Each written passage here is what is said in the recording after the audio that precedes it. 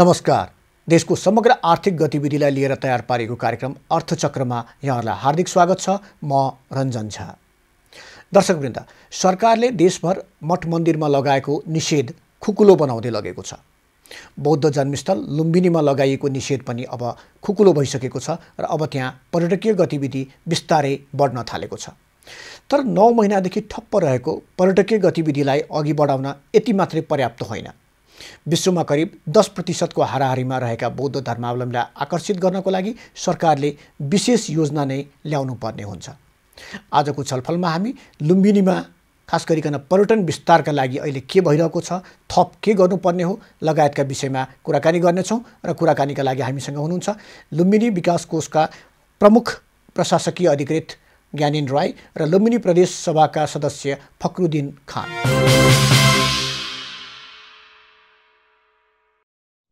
स्वागत छ यहाँहरूलाई कार्यक्रममा। फक्रुद्दिनजी, अहिले कस्तो छ लुम्बिनी प्रदेशको अवस्थाको हामी कुरा गर्ने अनि कस्तो छ त्यहाँ, विशेष गरी कोरोना संक्रमणको असरको कुरा गर्दाखेरि? अब कोरोना संक्रमणको कुरो गरिराख्दा लुम्बिनी प्रदेश पनि अछुतो त छैन। सीमावर्ती जिल्लाहरू यो प्रदेशसँग टाँसिएको हुनाले सुरुमा चाहिँ समस्या हजुरको धेरै नै देखियो। तर अहिले क्रमशः अब मान्छे पनि बढिराखेको छ र एउटा जुन भय, त्रास र डरको जुन माहौल थियो त्यो चाहिँ अहिले बिस्तारै बिस्तारै बिस्तारै चाहिँ अब रितिँदै गएको अवस्था लुम्बिनी प्रदेशको छ।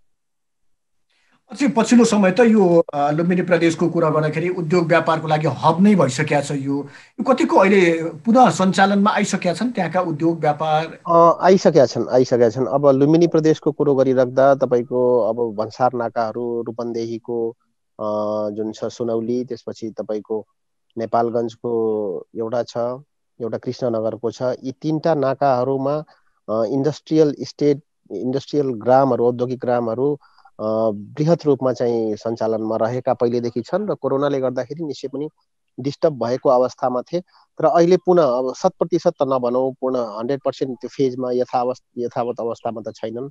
तैपनि तपाईँको 70 to 80% ती उद्योगहरू पूर्ववर्ती अवस्थामा पुगिसकेको कुरा पनि राख्न चाहन्छु। भनेपछि सञ्चालनमा आइसकेका छन्, यद्यपि पुरानो अवस्थामा अझै पनि फर्किन समय लाग्छ, अझै पनि फर्किन सक्ने अवस्था समय लाग्छ। ज्ञानेन्द्रजी, अब यो धार्मिक तथा पुरातात्विक यदि हामीले स्थलहरूको कुरा गऱ्यो भने कस्तो प्रभाव पारेको देख्नुभयो? खास गरिकन यो 9 महिनादेखि बन्दको अवस्था थियो। हजुर, निश्चित रूपमा मान्यज्यूले भन्नुभयो जस्तै अब यो लुम्बिनी प्रदेशको चाहिँ अब मुख्य पर्यटकीय गन्तव्य मात्र नभएर मुलुकको नै मुख्य पर्यटकीय गन्तव्य लुम्बिनी। यसमा चाहिँ विभिन्न थरीका चाहिँ बौद्ध धार्मिक पर्यटक लगायत अन्य शान्तिप्रेमी तीर्थयात्री र पर्यटकहरूले चाहिँ वार्षिक रूपमा चाहिँ लुम्बिनीको भ्रमण गर्ने गरेको छ। तर यो लकडाउनको समयमा खास गरी अब धेरै गतिविधिहरू ठप्प नै भएको हामीले पाएका छौँ र अहिले चाहिँ अब यो धार्मिक गतिविधि हामीले चाहिँ सञ्चालन गर्नुपर्छ र यो चाहिँ जुन लुम्बिनीमा चाहिँ स्थानीय पर्यटन व्यवसायी लगायत अन्य पर्यटन व्यवसायीहरूको पनि निरन्तर दबाव र चाहिँ माग पनि थियो। किनभने यो लकडाउन खास गरी यो कोभिड-19 को कारणले सबैभन्दा बढी चाहिँ मार चाहिँ पर्यटन क्षेत्रमा परेको छ। त्यो हुँदाखेरि अब त्यसको चाहिँ प्रत्यक्ष असर लुम्बिनीमा पनि परेको छ र त्यही सन्दर्भमा अब लुम्बिनी हाम्रो मूल भगवान बुद्धको जन्मस्थल, विश्व सम्पदा स्थल होइन, यसमा चाहिँ अब त्यसको चाहिँ ठुलै खालको चाहिँ मार चाहिँ परेको। खास गरी हाम्रो आन्तरिक जुन चाहिँ वार्षिक इन्कम छ त्यसमा पनि यसले चाहिँ डाइरेक्ट प्रभाव पारेको अवस्था छ। त्यो हुँदाखेरि चाहिँ पछिल्लो समय त खुला भइसक्यो होइन? यो चाहिँ यस्तो छ, लुम्बिनी चाहिँ हामीले मङ्सिर 3 गतेदेखि चाहिँ महादेवी मन्दिर बाहेकका परिसर चाहिँ हामीले खुला गर्यौँ सर्वसाधारणको लागि र चाहिँ अस्ति मात्रै हामीले चाहिँ 21 गतेदेखि चाहिँ महादेवी मन्दिर पनि मान्य संस्कृति पर्यटन तथा नागरिक उड्डयन मन्त्री एवं लुम्बिनी विकास कोषका अध्यक्षज्यूको चाहिँ लुम्बिनी आगमन भएकै अवसरमा चाहिँ हामीले सर्वसाधारणको लागि खास गरी सरकारले जारी गरेको जुन स्वास्थ्य सुरक्षा प्रोटोकल छ त्यसको पालना गर्दै सम्पूर्ण चाहिँ पर्यटक तथा तीर्थयात्रीहरूले चाहिँ महादेवी मन्दिरको दर्शन गर्ने पनि व्यवस्था भएको छ र अब बिस्तारै हाम्रो चाहिँ गतिविधिहरू चाहिँ अब सुरु भइसकेको छ, चलपल सुरु भएको छ। पर्यटकीय गतिविधि सुरु भइसकेको छ। यो पछिल्लो समय के पाउनुभयो? पर्यटकहरूमा कतिको उत्साह, कतिको त्रास के पाउनुभयो? यस्तो छ, अब खास गरी अब धेरै 8-9 महिनादेखि चाहिँ निरन्तर घरमा बस्नुपर्ने किसिमको जुन खालको दबाब थियो, मान्छेहरूको मुभमेन्ट थिएन होइन, त्यो हेर्दाखेरि चाहिँ अझै पनि त्यस्तो खुलेर चाहिँ गतिविधि गर्ने खालको उहाँहरूको मनसाय चाहिँ देखिँदैन। तथापि भगवान बुद्धको जन्मस्थलमा हामीले चाहिँ अब जस्तो दैनिक रूपमा अस्ति 20 शनिबार चाहिँ 20 गते मात्रै झन्डै 1800 पर्यटकहरू आए होइन हाम्रो एक दिनमा मात्रै। त्यो हुँदाखेरि चाहिँ हामीले जुन मङ्सिर 3 गतेबाट खुल्ला गऱ्यौँ, यो चाहिँ अल टुगेदर यसो हेर्दाखेरि झन्डै 18 देखि 19,000 पर्यटकहरू चाहिँ 3 गतेदेखि 22 गते हिजोसम्म चाहिँ आएको रेकर्ड छ हामीसँग।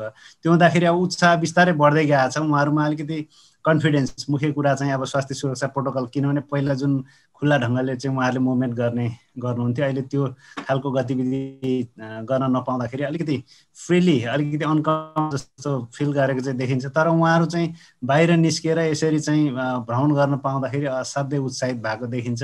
महादेव मन्दिर मात्र होइन, लुम्बिनी अब यत्रो चाहिँ 1/3 स्क्वायर माइल छ, 1155 बिघा क्षेत्रमा फैलिएको छ लुम्बिनी जुन गुरुजना क्षेत्र छ। त्यहाँ चाहिँ अन्य ठाउँमा हामीले चाहिँ भेट्दाखेरि, यसो इन्ट्रेक्सन गर्दाखेरि, उहाँहरूलाई सोद्धाखेरि चाहिँ उहाँहरूले चाहिँ एकदमै हामी खुसी छौँ। लुम्बिनी अहिले पर्यटक आउनु भएको थियो, पर्यटकको जुन आगमन भएको छ, यो पर्यटक आन्तरिक वा बाह्य कस्तो खालको पर्यटक? यो चाहिँ खास गरी अहिले आएको चाहिँ हाम्रो चाहिँ अब 99% नै आन्तरिक पर्यटकहरू छ र केही भारतीय पर्यटकहरू फाटफुट्ट चाहिँ आउन थालेको हामीले चाहिँ पाएका छौँ। फखरुद्दिनजी, सांस्कृतिक पर्यटनको कुरो गर्यो भने नेपालमा लुम्बिनी भनेको अग्र स्थानमा रहेको छ।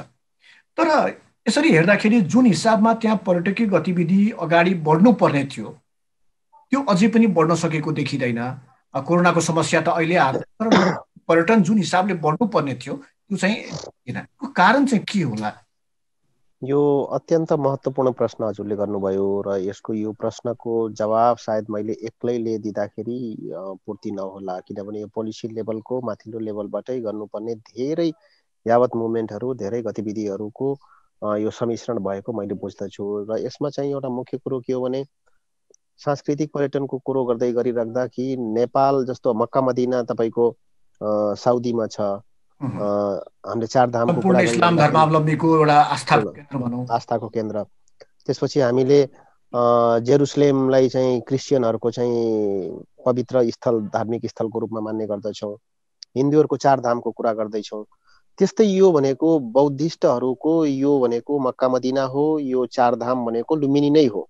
त्यो हिसाबले पोलिसी लेभलमा जे जति सरकारहरू बने, जो जति नेतृत्वमा आउनुभयो, उहाँहरूले यसको ब्रान्डिङ चाहिँ, यसको विकास अनि यसको चाहिँ मास्टर प्लान बन्न त बन्यो, तर कहाँ के चुक भयो त्यो कुरा चाहिँ अब केलाउनु पर्ने अवस्था मैले देख्दछु। किनभने आज बौद्ध मार्गीहरूको कुरो गरिराख्दा हामीले तथ्याङ्कहरू हेर्ने हो भने नियर एबाउट चाहिँ 1.5 अर्बको हाराहारीमा जुन गुगलले देखाउँदछ, त्यो अब तलमाथि हुन सक्ला त्यो तथ्याङ्क डाटामा, अब 1.5 अर्बको हाराहारीमा चाहिँ बौद्ध धर्मावलम्बीहरू छन्। अनि हामीले चाहिँ हजुर विश्वभरि अनि हामीले चाहिँ वार्षिक एलडिटी को वार्षिक तथ्याङ्क लुम्बिनी आउने, नेपाल आउने मैले भनेको छैन, लुम्बिनी आउने तथ्याङ्क कुरो गर्दै गर्दा हामीले विदेशी पर्यटकको संख्या कति त भन्दाखेरि हामीले त्यो एकदम त्यो भन्नै नमिल्ने खालको छ। त्यो लाज लाग्छ, एकदमै न्यून। मतलब तपाईको वार्षिक 16-18 लाख चाहिँ टोटल लुम्बिनी आउँछन्। 16-18 लाखमा चाहिँ विदेशी कति त, आन्तरिक कति त, विदेशी कति त भन्दाखेरि अब त्यसमा फेरि त्यो एसियनहरूको, फेरि त्यो इन्डियनहरूको फेरि त्यो छुट्टै छ। इन्डियन छोडेर कति विदेशी आए त? फखरुद्दिनजी, मैले अलिकति रोक्न खोजेँ। हजुर, 2017 मा 15,50,000 पर्यटक आएका छन्, जसमध्ये स्वदेशी 12,50,000 थिए, भारतीय 1,55,000, 1,45,000। त्यस्तै हामी सन् 2018 को कुरो गर्यो भने 15,30,000 र सन् 2019 को कुरो गर्यो भने 13,60,000। मैले टेन्टेटिभली त्यही कुरा त मैले हजुरलाई जानकारी गराएँ, 15 देखि 18 लाखको हाराहारीमा। अब तर त्यसमा के छ भन्दाखेरि त्यो विदेशी पर्यटक कति आए त? बौद्ध धर्मको आस्था मानेकाहरूले लुम्बिनीको भूमि कतिजनाले टेके त भनेर त्यो यस्तो हुनु पर्थ्यो कि क्याल्कुलेटरमा त्यो अङ्क नआओस्, यथार्थ भन्नुपर्दा। तर के छ भने हामीले अब त्यो 1.5-2 लाखको हाराहारीमा हामी छौँ भनेपछि त्रुटि त हामीमा छ। हामीले आफ्नो प्रोडक्टको, हामीले आफ्नो ब्रान्डको प्रचार गर्न नसकेको हो भन्ने कुरा त हामीले स्वीकार गर्न पर्यो नि त।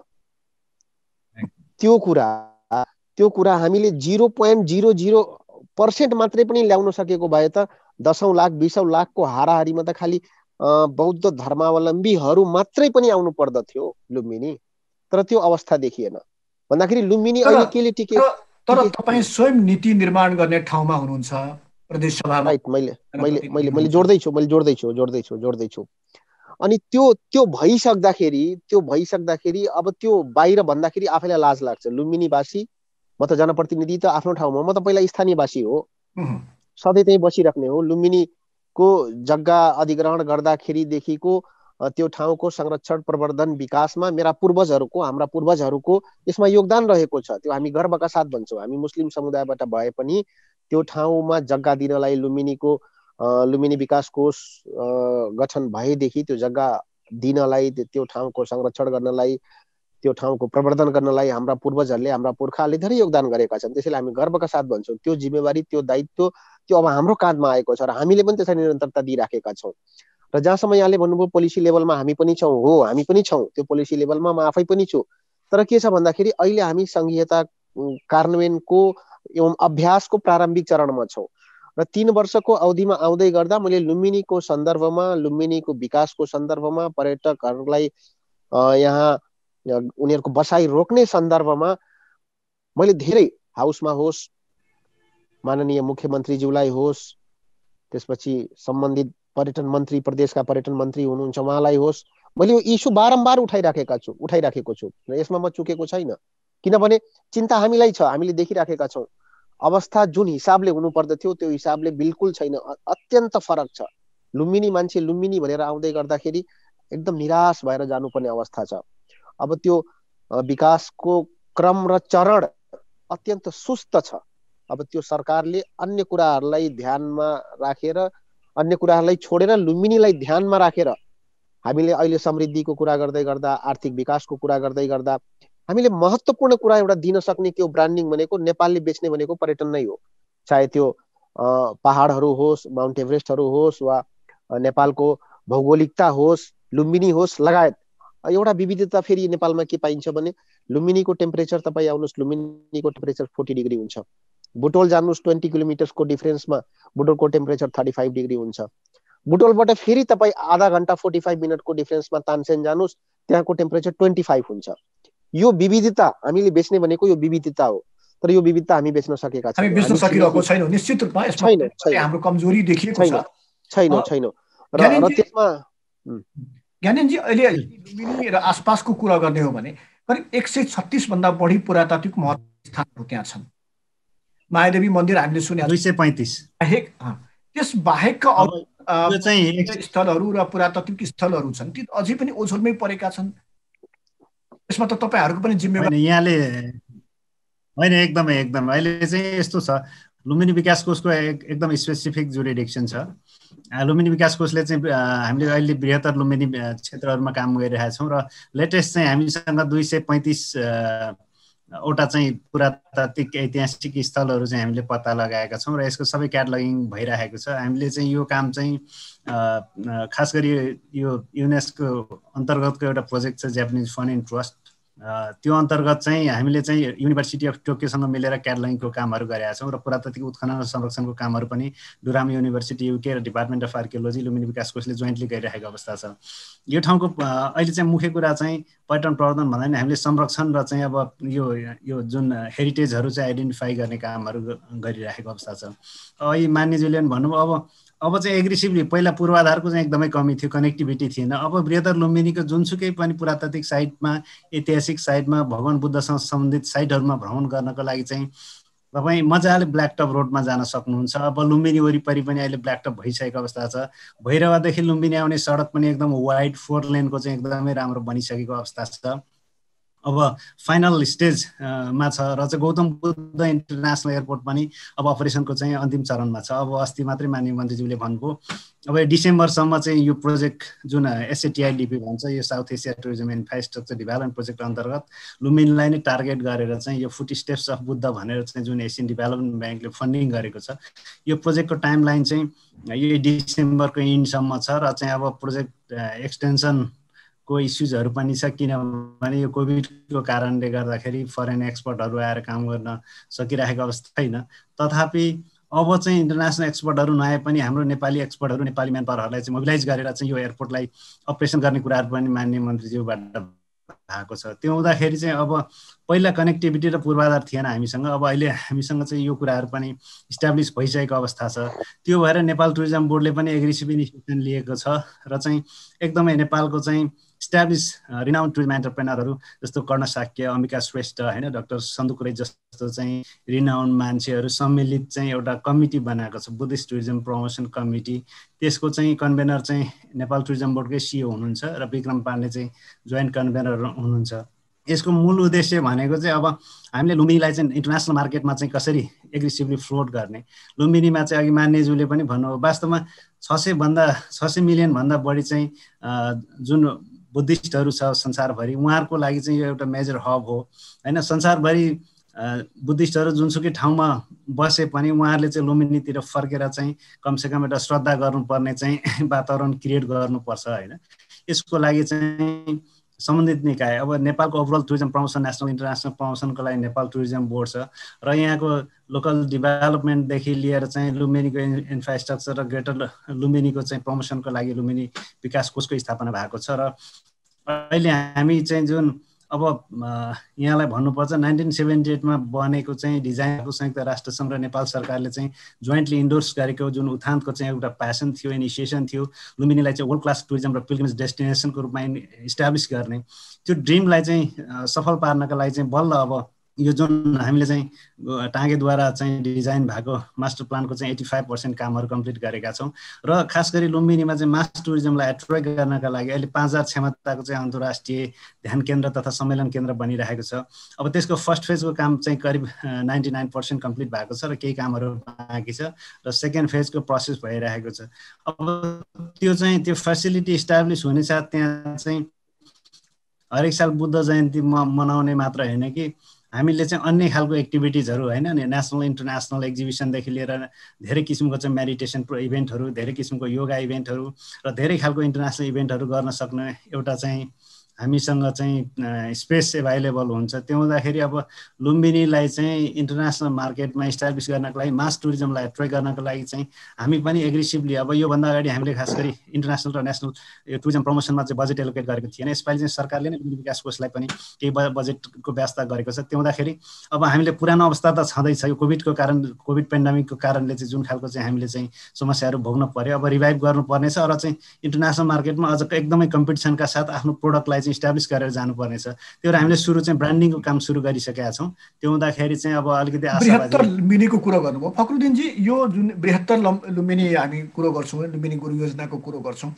यो कस्तो भने काठमाडौँको मेलम्ची र लुम्बिनीमा यो बृहत्तर लुम्बिनी भनेपछि उस्तै उस्तै भयो, यो कहिले पुरा नहुने, यो खास के कारण छ यसमा? के यो स्थानीयको या राजनीतिक दल वा अन्य केही कारण छन् यो पुरा नहुनुको कारण चाहिँ के फक्रुद्दिनजी? क्वेसन फेरि सर एकचोटि प्लिज, त्यो फोन आयो बिचमा त्यही भएर डिस्कनेक्ट। हामी यो अहिले भर्खरै बृहत्तर लुम्बिनीको कुरा गरिरहेको थियौँ। बृहत्तर लुम्बिनी भन्दाखेरि काठमाडौँमा मेलम्ची र यो बृहत्तर लुम्बिनी भनेको उस्तै उस्तै सुनिन्छ। यो 4 दशक भइसक्यो बृहत्तर लुम्बिनी सुनेको, 60%, 70%, 80% त्यो पनि भएको काम कति भएको छैन। यो खास यो यसको कारण चाहिँ के, यो कम्प्लिसन नहुनुको कारण चाहिँ स्थानीय राजनीतिक दल या अन्य के? मैले रञ्जनजी मैले बुझेँ हजुरको। एउटा के रहेछ भने यो बृहत्तर अलिक ग्रेटर लुम्बिनीको जुन परिकल्पना, जुन सरकारले धेरै अध्ययनहरू, त्यसमा विभिन्न सहरहरू जस्तो बुद्ध सङ्घका सिटीहरू, बुटोल भयो, त्यसपछि तपाईँको सिद्धार्थनगर, लुम्बिनी, तौलिहवा अनि रामग्रामलाई जोडेर एउटा जुन कन्सेप्ट डिजाइन गर्दैछ ग्रेटर लुम्बिनीको बुद्धिस्ट सर्किट रूपमा जुन विकास गर्ने कुरा चल्दैछ, यो अहिले अध्ययनकै क्रममा छ र अब यसलाई चाहिँ नयाँ तरिकाले लैजाने भन्ने किसिमको चाहिँ प्लानिङ चाहिँ चल्दैछ। हजुरले भन्नु खोज्नु भएको कुरा के हो भने लुम्बिनीको मास्टर प्लान जुन केन्जो टाङ्गेले, जुन अघि हाम्रो हरि सरले भन्नुभयो, त्यहाँ 1978मा जुन त्यो भएर त्यो चाहिँ स्टार्ट भयो, त्यो आजको 4 दशक हुन लाग्दासम्म पनि पूर्णता नपाउनुमा एउटा मुख्य र मेजर कारण चाहिँ मैले राजनीतिक उतार चढावलाई नै देख्छु। किन त भन्दाखेरि लुम्बिनी विकासको त्यो प्रावधान कस्तो छ भने पर्यटन संस्कृति पर्यटन नागरिक मन्त्री चाहिँ यो संस्थाको यो विकास कोषको पदेन अध्यक्ष हुने व्यवस्था चाहिँ छ। र अब के हुन्छ भने अब सरकार विगतमा त हामीले देख्यौँ, बल्ल त थाइतो सरकार एउटा 3 वर्षदेखिको चलिराखेको छ, नभए चाहिँ एक महिनामा हामीले प्रधानमन्त्रीको पनि कुरो गर्दा पञ्चायती व्यवस्था सकिएपछि पनि 24-25 वटा प्रधानमन्त्री चाहिँ देखिसक्यौँ। गर्दाखेरि सरकार त 24-25 वटा फेरियो, 24-25 वटा मन्त्री हुनुभयो र मन्त्री चाहिँ अध्यक्ष हुनु। र त्यो के भयो भन्दाखेरि अब त्यो नयाँ राजनीतिक कोर्स फेरि सुरु हुन्छ। मन्त्रीज्यू आउनुभयो, अब उहाँले आफ्नो हिसाबले ब्रिफिङ गर्ने, उहाँलाई चाहिँ ब्रिफिङ गर्ने गराउने लगायतका त्यो इस्युजहरू हुन्छ। र एउटा चाहिँ के हुन्छ भन्दाखेरि अब राजनीतिक पोलिटिकल मान्छे भएपछि अलिकति राजनीतिक रूपले कहीँ न कहीँ एट्याचमेन्ट चाहिँ हुन्छ। तर के छ भने लुम्बिनी राजनीतिक रूपले यो हामी सबैको साझा सम्पत्ति हो र यसको विकासमा कुनै मतभेद, कुनै विभेद, कुनै चाहिँ पोलिटिकल इस्यु चाहिँ ल्याउनु हुँदैन भन्ने कन्सेप्टले अहिलेसम्मको सरकारहरू, जतिवटा सरकारहरू भने, मैले सबैको कुरो गर्छु, एउटा सरकारको कुरो गरेको छैन, ती सरकारहरूले चाहिँ जुन चासो र जुन अभिमत लुम्बिनी प्रति व्यक्त गर्नुपर्ने थियो त्यसमा चाहिँ कन्जुसाई गरे। यसमा कुनै विमति छैन। म एउटा जनप्रतिनिधि मात्रै होइन कि लुम्बिनीवासी भएको नाताले पनि यो कुरा मैले यहाँ व्यक्त गर्न चाहन्छु। र अब बल्ल अब केही वर्षमा उहाँ अघि हरि सरले भने जस्तो 85% जुन कुरा गरिराख्नु भएको छ टेन्टेटिभ, त्यो पनि तथ्याङ्क सही हो कि त्यसमा पनि अझै आशंका छ। अब सम्पन्न होस्, हाम्रो शुभेच्छा छ, शुभकामना छ, हामीले के गर्न सक्छौँ हामी आफ्नो तर्फबाट एकबद्धता मैले व्यक्त गर्न चाहन्छु। तर के छ भन्दाखेरि अब बल्ल अबको केही वर्षमा आशा गरौँ, अबको केही वर्षमा त्यो लुम्बिनीको फेजको विकास मास्टर प्लान जुन गठन भएर लुम्बिनी विकास कोष बनिया थियो त्यो अबको केही वर्षमा चाहिँ सुसम्पन्न होस्, सुसम्पन्न हुँदैछ। मैले त्यो कुरा यहाँ व्यक्त गर्न चाहन्छु। र ग्रेटर लुम्बिनीको जुन बृहत्तर लुम्बिनीको यहाँले जुन प्रश्न गर्नुभयो, त्यो ग्रेटर लुम्बिनीको अझै डिजाइनमै रहेको छ। त्यसमा कसरी के गर्ने धेरै कुराहरू छ त्यसमा। अब त्यो ग्रेटर लुम्बिनीको कन्सेप्ट चाहिँ लागू गर्दाखेरि अब यो त त्यो अनुसारले बनाउने हो भने त यो ठाउँै स्वर्ग हुन्छ।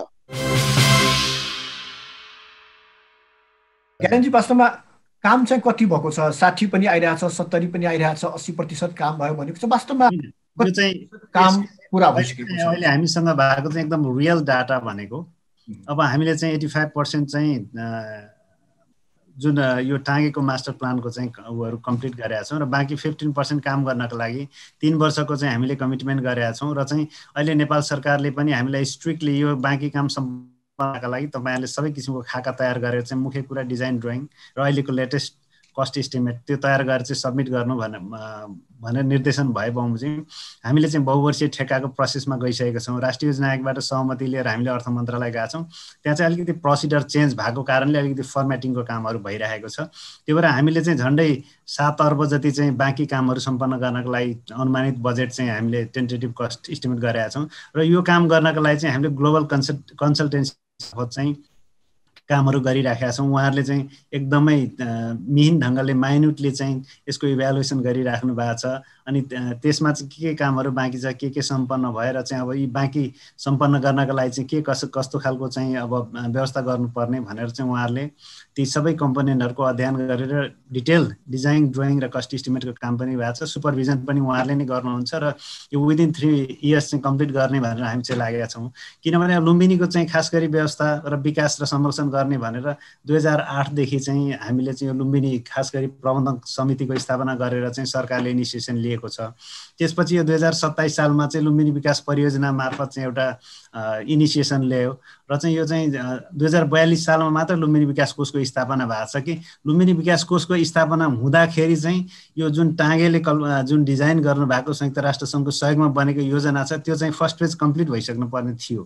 तर हाम्रो मुलुकको चाहिँ अवस्था अहिले चाहिँ के छ भने सबै खालको सरकारको स्ट्रङ कमिटमेन्ट छ। स्थानीय एउटा जिज्ञासा, जस्तै यही 4 दशकमा यदि हामीले सौराहाको पर्यटन हेऱ्यौँ या पोखराको पर्यटन हेऱ्यौँ, यो कहाँबाट कहाँ पुगिसक्यो। लुम्बिनीको पर्यटन हामीले हेऱ्यौँ भने यो कतै न कतै घट्दो क्रममै छ भन्दा पनि हुन्छ। होइन, यो लुम्बिनीको पर्यटन घट्दो क्रममा छैन, लुम्बिनीको पर्यटन एकदमै बढ्दो क्रममा छ। यहाँ चाहिँ धेरै खालको अहिले चाहिँ इन्भेस्टमेन्टहरू आइराखेको छ र चाहिँ कम्तीमा पनि अहिले चाहिँ 70-80वटा यहाँ धेरै हाई क्लासदेखि लिएर चाहिँ हाई क्लास, मिडल क्लास र लोवर क्लासको चाहिँ फेसिलिटी भएको अकोमोडेसनहरू इस्टाब्लिस भइसकेको छ। पर्यटकहरूको लागि चाहिने सम्पूर्ण सुविधाहरूको चाहिँ अहिले व्यवस्था भइसकेको छ। त्यो हुँदाखेरि यो चाहिँ बढ्दो छ। यहाँ चाहिँ लुम्बिनीमा अब हामीले हेर्दाखेरि अब मान्यजी हामी पनि कहिलेकाहीँ फर्मली इन्फर्मल्ली कुरा गर्छौँ। लुम्बिनीमा चाहिँ अहिले एकदमै इन्भेस्टरहरूको पनि एउटा एट्र्याक्सनको पोइन्ट भएको छ, एउटा हब भएको छ। त्यो हुँदाखेरि चाहिँ एग्रेसिभली यो चाहिँ मलाई लाग्छ अब सौराहा र पोखराको पर्यटन छुट्टै छ, लुम्बिनी छुटे चाहिँ यहाँ खास गरी हामीले चाहिँ अलिकति पिलग्रिम्स र चाहिँ पिस लभिङ पिपुलहरूलाई चाहिँ एट्र्याक्ट गर्ने हो। त्यही खालको चाहिँ पूर्वाधार र त्यही खालको चाहिँ फेसिलिटिजहरू इन्हान्स गर्नुपर्छ। त्यो हुँदाखेरि चाहिँ नम्बर अफ टुरिस्ट यहाँ चाहिँ अब जस्तो उताको जस्तो रिक्रेसनल टुरिस्टहरूलाई मात्र टार्गेट गर्ने कुरा छैन। यो चाहिँ बुद्धको जन्मस्थल हो, शान्तिको भूमि हो। त्यो हुँदाखेरि चाहिँ यहाँ चाहिँ कल्चरल एस्पेक्टको कुरा छ, हेरिटेज पर्सपेक्टिभको कुरा छ होइन, अब स्पिरिचुअल लिटीको कुराहरू छन्। त्यो हुँदाखेरि चाहिँ लुम्बिनीको पर्यटनलाई चाहिँ मलाई लाग्छ हामीले एभरेस्टमा चाहिँ क्वालिटी तर काउन्टेबल टुरिस्ट ल्याउन सक्छौँ भने लुम्बिनीमा क्वालिटी मास टुरिस्ट ल्याउन सक्छौँ। त्यही ढङ्गले अहिले लुम्बिनी डेभलपमेन्ट ट्रस्ट पनि लागिरहेको छ। प्रदेश सरकारले पनि एकदमै इन्ट्रेस्ट दिइराख्नु भएको छ। उहाँहरूले पनि हामीले चाहिँ लुम्बिनीलाई चाहिँ एउटा इन्टरनेसनल हब त भइहाल्यो, यसलाई चाहिँ रियल रूपमा चाहिँ इस्टाब्लिस गर्नको लागि चाहिँ प्रदेश सरकारले पनि सहयोग गर्न तत्पर छ भनेर प्रदेश सरकारले पनि सहयोग गरिराख्नु भएको छ। लोकल गभर्मेन्टले पनि सपोर्ट गरिराख्नु भएको छ। अहिले नेसनल गभर्मेन्ट त एग्रेसिभ लुम्बिनीको चाहिँ ओभरअल नेसनल इन्टरनेसनल टुरिज्म प्रमोसनदेखि लिएर इन्फ्रास्ट्रक्चर डेभलपमेन्टलाई इस्टाब्लिस गर्नको लागि राख्नु भएको छ। त्यो हुँदाखेरि चाहिँ अब चाहिँ हामी धेरै आशावादी हुन सक्छौँ होइन। त्यो हुँदाखेरि चाहिँ सौराहासँग चाहिँ लुम्बिनीको तुलना गर्न त्यति उपयुक्त हुँदैन कि जस्तो लाग्छ मलाई। हुन त ठिकै भन्नुभयो, तर हामीले डाटा हेऱ्यौँ भने, तथ्याङ्क हेऱ्यौँ भने 2017मा 15,50,000 के अरे पर्यटक आएका छन् लुम्बिनी, डोमेस्टिक टुरिस्टहरूलाई दुइटै जोडेर, डोमेस्टिक र के अरे बाहिरी दुइटै जोडेर। 2018मा 15,30,000 भनेपछि 20,000 घटेको देखिन्छ र 2019मा आएपछि त्यो 13,60,000। यो 11 महिनाको होला सम्भवतः, कि अन्तिम अन्तिममा त अलिकति कोरोनाको पनि समस्या देखियो भनेपछि कतै न कतै अलिकति घटेको त देखिन्छ। होइन, त्यो चाहिँ यस्तो हुन्छ, यो मेन सिजनमा चाहिँ यो विभिन्न कारणले कहिलेकाहीँ चाहिँ नेपालमा चाहिँ अनस्टेबिलिटी, केही आन्दोलनहरू भयो होला, केही इभेन्टहरू भयो, भूकम्पको कारणले गर्दाखेरि होइन, त्यो घटेको हुनसक्छ। तर के छ भने ओभरअल हामीले चाहिँ इन टोटालिटीमा हेर्ने हो भने चाहिँ लुम्बिनीको टुरिज्म चाहिँ एकदमै बढिरहेकै अवस्था छ। फक्रुद्दिनजी, हाम्रो फोकस केमा हुनुपर्ने, कस्तो खालको टुरिस्ट भित्र आउने, कस्तो खालको पर्यटक भित्र आउने लुम्बिनीमा? किनकि जुन देखियो 15,50,000 मध्ये स्वदेशी नै 12,50,000 थिए। जस्तै हामी 18मा हेऱ्यौँ भने कुल पर्यटन मध्ये 15,30,000 मध्ये 11,70,000 नेपाली नै थिए, आन्तरिक पर्यटन। हामी कस्तो खालको पर्यटनको अपेक्षा गरेको छु खास गरिकन लुम्बिनीमा? यसमा मैले अलिकति थोरै यहाँलाई पछाडि लान चाहे। मैले एउटा अवस्था कस्तो भयो भने लुम्बिनी चाहिँ 1155 बिघाको एउटा चाहिँ एरियामा सीमित छ, लुम्बिनी विकास कोष। र हजुरको के भयो भने 52-54 पछि देश एउटा द्वन्द्वमा गयो। तर भित्र चाहिँ जुन काम हुनुपर्ने हो त्यो लुम्बिनी विकासले आफ्नो एउटा बजेट पाउने, ल्याउने, गर्ने, गराउने, अब सीमित ठेक्काहरू हुँदै जाने, त्यो मास्टर प्लान अनुसार बढ्दै जाने यावत गतिविधिहरू त्यो 1155 बिघाको एरियाभित्र चाहिँ चलिराखेको छ, त्यो निरन्तर छ। तर हजुरको के भयो भन्दाखेरि त्यो बााउन्ड्री भन्दा बाहिरको जुन लुम्बिनी थियो त्यो चाहिँ उपेक्षित भयो। त्यसको विकास कसरी गर्ने, त्यसलाई विकसित कसरी बनाउने, बाहिर भित्र चाहिँ एउटा चकाचौध संसार, अनि बाहिर चाहिँ तपाईको उही अविकसित र अव्यवस्थित बसोबास, त्यसपछि उही गरिबी, अशिक्षा मानिसहरू बसोबास गर्ने त्यो अवस्था चाहिँ थियो। त्यो अझै पनि क्रमशः सुधार हुने क्रममा छ, तर चाहिँ त्यो धेरै डिफरेन्स थियो। र तपाईको 52-54 पछि त्यो द्वन्द्व बढ्दै 64मा आएर बल्ल चाहिँ एउटा त्यो द्वन्द्व व्यवस्थापन भयो। र त्यसपछि फेरि मधेस आन्दोलन लगायतका थुप्रै मुभमेन्टहरू हुँदै गर्दाखेरिको बाहिरको विकासको गति कछुवाको गतिमा भयो, यानि कि शून्य न्यून। अनि भित्रको 1155 बिघाको भित्रको त्यो बााउन्ड्री वाल भित्रको विकास चाहिँ त्यो क्रमशः हुँदै गयो। त्यो पनि जुन गतिमा हुनुपर्ने थियो त्यो भएन। ज्ञान सरले पनि भन्नुभयो, पोलिटिकल मुभमेन्टहरू, पोलिटिकल र राजनीतिक कारणहरू पनि त्यसको मेजर फ्याक्टर हुन्। अनि त्यो गर्दै गर्दाखेरि सर्वप्रथम त लुम्बिनीको विकास गर्नका निमित्त बृहत जस्तो एउटा नगरपालिकाको एरियालाई अकुपाई गर्ने वा चाहिँ दुईटा पालिकालाई अकुपाई गर्ने कि त्यसको मास्टर प्लान चाहिँ बनेन। त्यो अहिले ग्रेटर लुम्बिनीको कन्सेप्टमा त्यो डिजाइन हुँदैछ। त्यसैले टुरिस्ट आउँदाखेरि टुरिस्ट उही भित्र पसेर ऊ चाहिँ घुम्यो, ए लुम्बिनी भनेको त यही 1155 बिघा रहेछ भनेर भित्र पसेपछि बाहिर निस्केपछि त गाउँ हेऱ्यो, दोकानहरू हेऱ्यो, पसलहरू हेऱ्यो, त्यसपछि फर्क्यो, यहाँ त केही छैन, जे घुम्नु थियो हामी घुमिसक्यौँ भन्ने त्यो आजसम्मको अवस्था त्यस्तो छ। त्यसैले लुम्बिनी भित्र मात्रै होइन कि लुम्बिनी बाहिर एउटा प्लान्ट, एउटा वेल डेभलप्ड र चाहिँ एउटा सिटी एउटा चाहिँ आकर्षक सहर, ग्रिन सिटी, अब के हुन सक्छ त्यसमा, त्यो हिसाबले हुनु पर्दथ्यो, जुन भएन। र अहिले चाहिँ त्यो क्रमशः हुने क्रममा छ, हेर्दै जाउँ, छिटै गति र आकार लियोस् र एउटा समृद्ध लुम्बिनी बनोस्।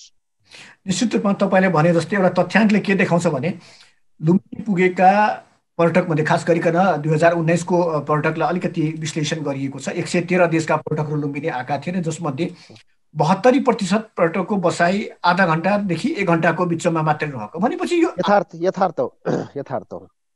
यसले त यो त यस्तो कस्तो खालको पर्यटन, यसले त कुनै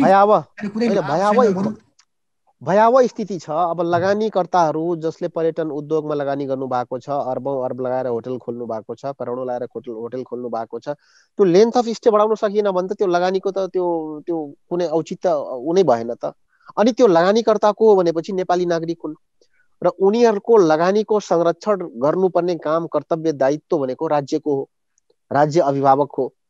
त्यो पोलिसी बनाएर त्यो पर्यटक चाहिँ रोक्ने र त्यो हिसाबले त्यो समृद्ध लुम्बिनीको एउटा परिकल्पना गर्दै त्यो विकसित गर्ने तर्फ चाहिँ अब चाहिँ सरकारहरू लाग्नु पर्दछ। किनभने हिजो एउटा सरकार मात्रै त, अब सरकारहरू छन्, 3 तहको सरकार छ।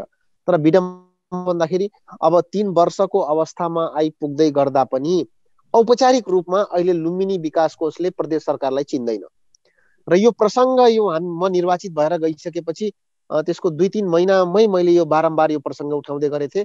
अब चाहिँ देश संघीयतामा आयो, अब कम्तीमा पनि लुम्बिनी पनि संघीय प्रणालीमा आफूलाई ढाल्न सक्नु पर्दछ र त्यसको नियमावली संशोधन गर्दै अब प्रदेशको मन्त्रीलाई हुन्छ कि स्थानीय सभासदलाई हुन्छ कि कम्तीमा पनि पदेन सदस्य यहाँ के हुँदैछ पोलिसी लेभलमा के कुराहरू अब गर्नुपर्ने कामहरू त हुँदै होला, तर औपचारिक रूपमा मलाई चिन्दैन अहिले लुम्बिनी विकास कोषले, म को हो भन्ने चिन्दैन वैधानिक रूपले भन्नुपर्दा। त्यस्तै पर्यटन मन्त्री देखियो कतै न कतै त्यसो भए त हैन, त्यो ऐनै संशोधन भएको छैन। लुम्बिनी विकासको जुन ऐन छ उसले अहिले चिन्दैन, प्रदेश भनेको त्यसमा अहिले उसले चिन्दैन। र यसको के रहेछ भने माथिबाट संशोधन हुनुपर्ने र यो संशोधन भएको छैन हो, यो यस्ता कुराहरू। अनि त्यसमा कस्तो हुन्छ भन्दाखेरि भोलि वैधानिक रूपमा प्रदेश सरकारको पर्यटन मन्त्री वा चाहिँ स्थानीय सभासद, स्थानीय नगर प्रमुखलाई वैधानिक रूपमा त्यसमा चाहिँ लुम्बिनी विकासको गतिमा जोड्न सकेमा दायित्व र जवाफदेहिता त मेरो पनि हुन्छ नि त त्यहाँ। अनि भोलि चाहिँ तपाईँले प्रश्न गर्दै गर्दा अब अहिले त म उम्किन्छु, मैले के भन्छु भने लुम्बिनीको पोलिसी त्यहाँ के हुँदैछ इन्टरनल कुरा मलाई थाहा छैन। व्यवहारिक रूपमा मैले बुझ्यौँ होला के होला कसो होला, तर कानुनले मलाई चिन्दैन, कानुनले पर्यटन मन्त्री प्रदेशको पर्यटन मन्त्रीलाई चिन्दैन, कानुनले प्रदेशको मुख्यमन्त्रीलाई चिन्दैन। लुम्बिनी विकास कोषको जुन कानुन छ त्यसले गर्दाखेरि त्यो जोड्ने काम चाहिँ सबभन्दा पहिला हुनु पर्दथ्यो। अझै पनि हामी त्रुटिमा, अझै पनि हामी यथास्थितिवादीमै रमाइरहेका छौँ। र त्यसैले यी यावत कुराहरू जुन गर्नुपर्ने कामहरू हो, कम्तीमा पनि यस्ता ऐनहरू परिमार्जन गर्दै संशोधन गर्दै समय सापेक्ष जुन आज देश संघीय शासन प्रणालीमा गइसकेको छ त्यो वेगमा चाहिँ हिँडाउनु पर्ने कुरा गर्नुपर्नेमा अहिले पनि सरकारहरू चुकिराखेको कुरा मैले राख्न चाहे। ज्ञानेनजी, यो जुन पर्यटकको जुन हामी बसाइको कुरो गऱ्यौँ, आधा घन्टादेखि 1 घन्टा, त्यो पनि 72% पर्यटकको अवस्था त्यस्तो रहेछ। यसलाई अलिकति लम्ब्याउनको लागि तपाईँको चाहिँ योजना के, आफ्नो तर्फबाट के प्रयास गर्दै हुनुहुन्छ? एकदमै यो चाहिँ अहिलेको चाहिँ एकदमै बर्निङ इस्यु हामीले विगतमा भोगिरहेको। जति पनि यहाँ चाहिँ अब 2019मा झन्डै 17 लाखदेखि 18 लाख पर्यटकहरूले लुम्बिनीको भ्रमण गरे। तर के छ भने उहाँको लेन्थ अफ स्टे चाहिँ एकदमै कम छ। त्यो हुँदाखेरि हामीले प्रोडक्ट डेभलपमेन्टमा चाहिँ एकदमै फोकस गर्नुपर्ने अवस्था छ। त्यो हुँदाखेरि हामीले चाहिँ हाम्रो जुन आर्कियोलोजिकल इन्भेस्टिगेसन गरेर चाहिँ पाएका चाहिँ आर्कियोलोजिकल रिमेन्सहरू छ त्यसलाई चाहिँ एक्सपोज गरेर वेल कन्जर्भ गरेर त्यहाँ चाहिँ पर्यटकहरूलाई चाहिँ केही समय अल्मलाउने अनि उहाँहरूलाई चाहिँ थप आकर्षित गर्ने ढङ्गको चाहिँ गतिविधिहरू गर्नु जरुरी छ। र अहिले मान्यज्यूले भन्नुभयो जस्तो यो 1x3 स्क्वायर माइल बाहिर पनि थुप्रै कल्चरल प्रोडक्टहरू छन् हैन। त्यो हुँदाखेरि त्यो प्रोडक्टहरूलाई चाहिँ अलिकति इन्हान्स गर्ने, इस्टाब्लिस गर्नेतर्फ पनि हामी सबैले ध्यान दिनुपर्छ। हामीले चाहिँ एकदमै पहिला एउटा युएनडिपीको सक्सेसफुल प्रोग्राम थियो tourism for rural poverty alleviation program भन्ने, त्यो इन्टरभेन्सनको टाइममा चाहिँ कम्युनिटीको चाहिँ मान्छेहरूलाई अलिकति हामीले इम्पावर गर्ने कोसिस गरेका थियौँ होइन। अब त्यो कन्टिन्यू हुन सकेन त्यो प्रोजेक्ट। तथापि हामीले चाहिँ लोकल प्रोडक्टहरूलाई चाहिँ अलिकति बढी प्रायोरिटी दिएर अलिकति मिहिन तरिकाले चाहिँ त्यो प्रोडक्टलाई इस्टाब्लिस गरेर अन्तर्राष्ट्रिय मार्केटसम्म लान सक्ने खालको गतिविधिहरू गर्नुपर्छ। र यहाँको जुन प्रोपर्टिजहरू छ तिनीहरूलाई चाहिँ अलिकति हामीले चाहिँ इस्टाब्लिस गरेर चाहिँ टुरिस्टहरूलाई चाहिँ आकर्षण गर्ने खालको र थप गतिविधि र यो यहाँभित्र पनि जस्तो 1x3 स्क्वायर माइलभित्र पनि अन्य खालको स्पिरिचुअलदेखि लिएर थुप्रै किसिमको गतिविधिहरू चाहिँ हामीले इस्टाब्लिस गर्न सकिन्छ। त्यसमा चाहिँ हामीले छलफल गरिरहेका छौँ र यो बृहत्तर लुम्बिनी भ्रमणमा आउने सम्पूर्ण पर्यटकहरू स्वदेशी विदेशी सम्पूर्ण पर्यटकहरूलाई चाहिँ बृहत्तर लुम्बिनी क्षेत्रमा चाहिँ खास गरी अहिलेको इस्टाब्लिस भनौँ प्राचीन कपिलवस्तु तिलरकोट लगायतको क्षेत्रहरू होइन अब एकदमै ऐतिहासिक ठाउँ नवलपरासीको रामग्राम देवदह हाम्रो रूपन्देहीको त्यो लगायत अन्य चाहिँ यत्रो 235वटा साइटहरू आइडेन्टिफाई भएको छ। सबै साइटमा लानको लागि चाहिँ प्रयास गर्नुपर्छ। तर अहिले जति पनि इस्टाब्लिस भइसकेको साइटहरू छ जहाँ चाहिँ एकदमै स्मुथ कनेक्टिभिटी छ त्यो ठाउँहरूमा चाहिँ कम्पलसरी लग्यो भने त्यो प्रब्लम हुन्न। तर लुम्बिनीमा आउने चाहिँ अधिकांश विदेशी पर्यटकहरू चाहिँ भाइ इन्डिया भएर आउँछन् होइन। त्यो हुँदाखेरि चाहिँ त्यो सबै टुरहरू चाहिँ अधिकांश टुर इन्डियन टुर चाहिँ अपरेट गरेको छ। उनीहरूले प्याकेज किनेर ग्रुपमा आउने हो। त्यो भएकोले अब जस्तो गौतम बुद्ध इन्टरनेसनल एयरपोर्ट जबसम्म अपरेसनमा आउँछ त्यसपछि त लुम्बिनी फर्स्ट पहिला चाहिँ मान्छेहरूलाई चाहिँ पर्यटकहरूलाई चाहिँ लुम्बिनीमा ल्याउनु पर्यो। उहाँहरूलाई चाहिँ केही दिन राखेर मात्रै चाहिँ अन्य बुद्धिस्ट साइट्सहरूमा चाहिँ होइन उहाँहरूलाई चाहिँ भ्रमण गर्ने खालको चाहिँ फेसिलिटी इन्हान्स गर्नु पर्यो। त्यही भएर लुम्बिनी विकास कोषले नेपाल सरकारको निर्देशनमा बुद्धिस्ट सर्किट्स अफ नेपालको चाहिँ हामीले नेसनल डकुमेन्ट बनाएको छौँ। लुम्बिनी आउने पर्यटकहरू चाहिँ नेपाल अधिराज्यभरि नेपालभरि चाहिँ जुन छरिएर रहेको विभिन्न बौद्ध सम्पदाहरू छ ऐतिहासिक सम्पदाहरू चाहिँ एकदमै रिच छौँ हामी होइन हेरिटेजमा। त्यो हुँदाखेरि त्यो खालको चाहिँ साइटहरूमा चाहिँ उहाँहरूलाई चाहिँ लान सक्यो भने मुलुककै एकदमै आर्थिक रूपमा त एकदमै सबल हुन्छ र चाहिँ नेपालले खास गरी मुलुकले फाइदा लिन सक्ने अवस्था छ। त्यो भएर लुम्बिनीमा चाहिँ यो जुन अहिले हाम्रो ग्रेटर लुम्बिनीको कुरा गर्छौँ अहिले हाम्रो 3 जिल्ला खास यो चाहिँ नवलपरासी रूपन्देही कपिलवस्तु भित्र जिल्लाभित्र छरिएर रहेको साइटहरू र चाहिँ अन्य थुप्रै साइटहरू छ। जस्तो चाहिँ अब चितवन धेरै टाढा छैन लुम्बिनीबाट होइन बर्दिया धेरै टाढा छैन स्वर्गद्वारी पनि धेरै टाढा छैन। त्यो हुँदाखेरि चाहिँ अब सुपा देउराली थुप्रै खालका चाहिँ अन्य महत्त्वपूर्ण पर्यटकीय क्षेत्रहरू पनि छ। तिनीहरूसँग लिङ्क गराएर चाहिँ अगाडि बढ्नुपर्ने अवस्था छ र चाहिँ अहिले जुन लुम्बिनी गुरेजना क्षेत्रभन्दा बाहिर छरिएर रहेको हामीले चाहिँ संस्कृति सम्पदा र चाहिँ यो कुराहरूलाई चाहिँ पर्यटक माझ हामीले चाहिँ पस्किन सक्यो भने चाहिँ यहाँको लेन्थ अफ स्टे सकिन्छ र चाहिँ मेन गरेर चाहिँ लोकल टुरिज्म एन्टरप्रेनरहरूले चाहिँ प्रोडक्ट डेभलपमेन्ट गर्नु पर्यो होइन। उहाँहरूले चाहिँ पर्यटकहरूको लागि चाहिँ गति ज्ञानेनजी विदेशी पर्यटकको कुरा गर्दाखेरि एउटा अलिकति गुनासो म सुनाइदिन्छु। श्रीलङ्काका जुन पर्यटकहरू छन् खास गरिकन भ्रमणमा आउनेमा हामी हेर्छौँ विदेशी पर्यटक मध्ये श्रीलङ्काका गत वर्षको मात्रै कुरा गऱ्यो भने 47,000 श्रीलङ्काका पर्यटकहरू आएका रहेछन्। तर उहाँहरूको भनाइ के छ भने गाह्रो भयो अरे उहाँहरूलाई आउँदाखेरि किनकि कोलम्बो काठमाडौँ डाइरेक्ट फ्लाइट छैन। भारतको राजमार्गबाट उनीहरूले आउनुपर्ने हुन्छ अनि त्यसमा खर्च पनि बढी लाग्ने र नेपालको बसाइ त उनीहरूको साँच्चै नै आधा घन्टा किनकि बर्डर सीमामा छ भनेपछि आधा घन्टाभन्दा बढी त बस्नु हुँदैन। नेपालबाट यसले लाभ पनि के पाएन र ती टुरिस्टहरूले अलिकति दुःख पनि पाए। यसलाई अलिकति सजिलो बनाउनु के होइन यस्तो छ। अब अघि यहाँले भन्नु मुख्य कुरा कनेक्टिभिटीकै कुरा Colombo to Kathmandu direct flight छ।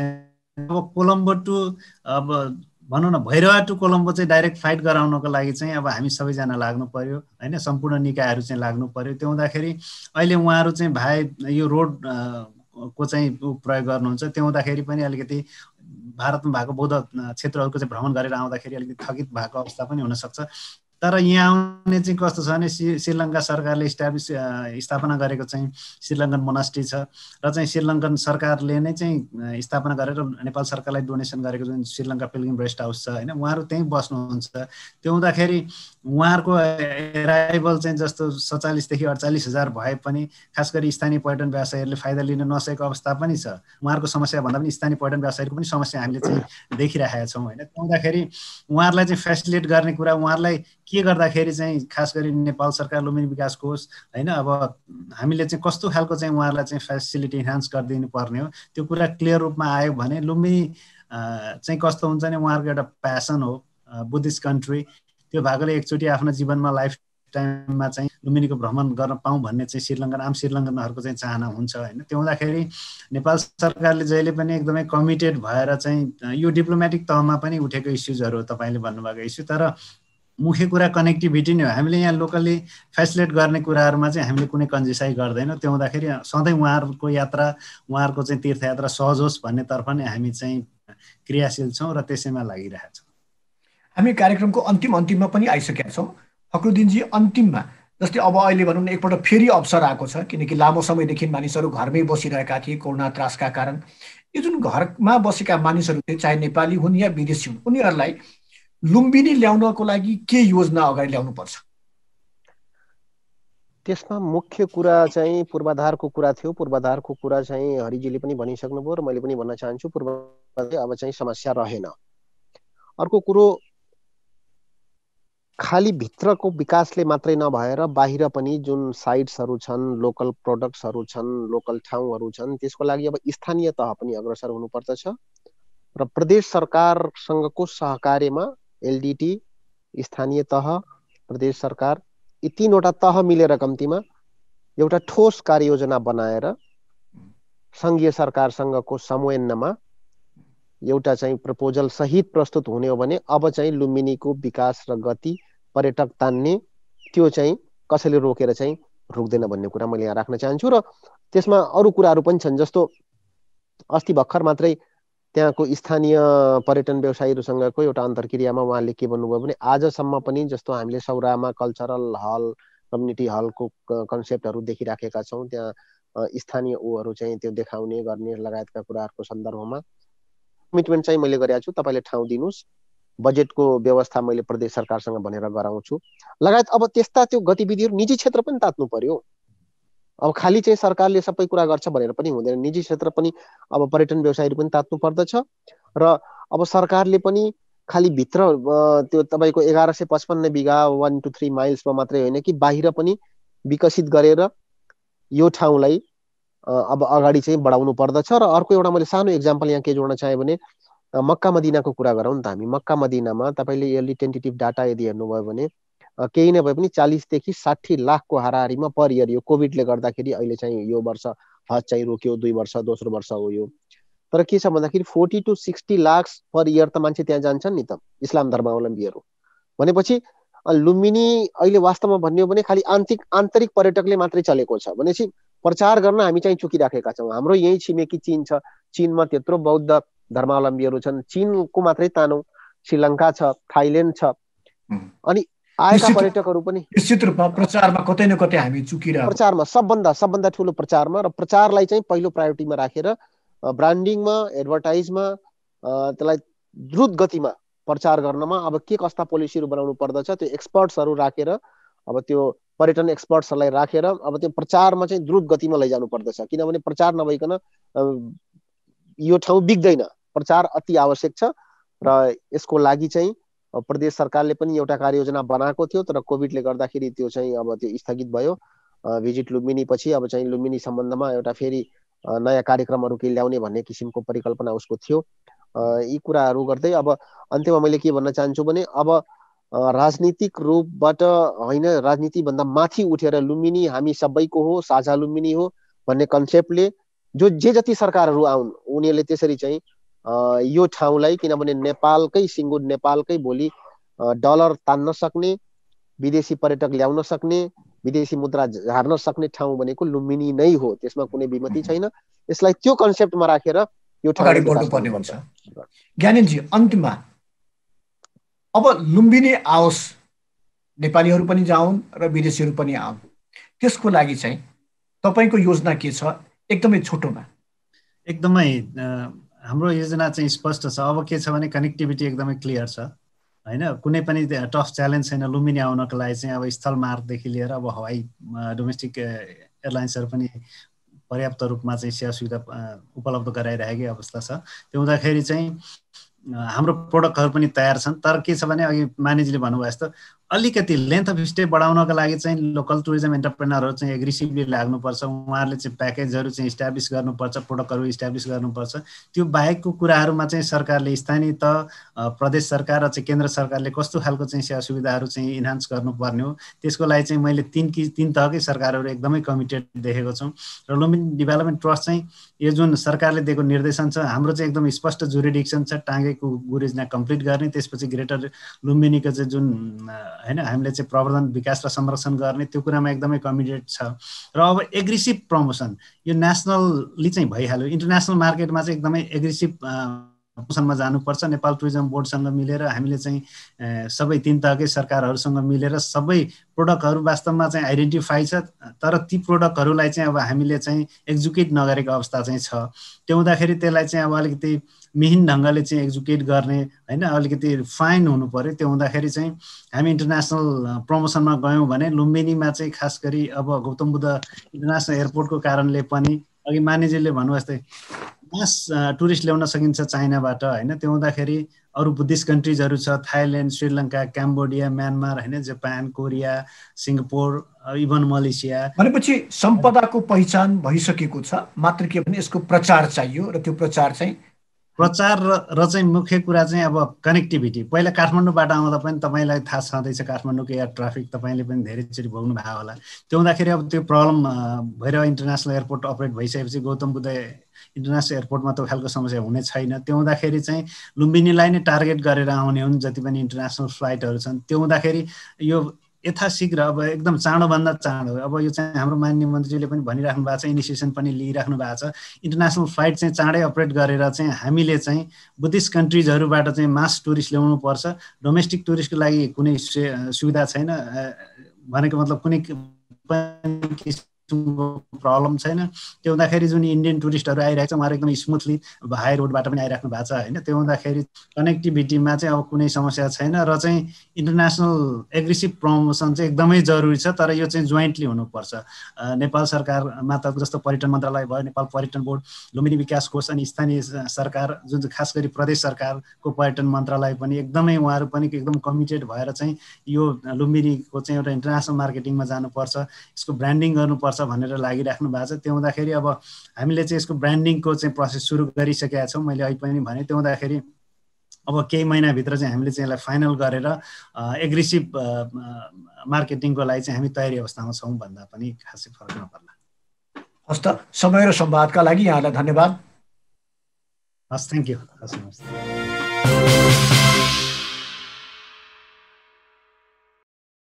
आजको छलफलमा हामीसँग हुनुहुन्थ्यो लुम्बिनी विकास कोषका प्रमुख प्रशासकीय अधिकृत ज्ञानिन राई र लुम्बिनी प्रदेश सभाका सदस्य फक्रुद्दिन खान। हामी लुम्बिनीमा पर्यटन विस्तारका लागि हाल के भइरहेको छ, थप के गर्नुपर्ने हो लगायतका विषयमा कुराकानी गरिरहेका थियौँ। हस्त कार्यक्रम अर्थचक्र आजलाई यति नै। खबरभित्रको खबरका लागि हेर्दै रहनुहोला एबी न्युज खबर।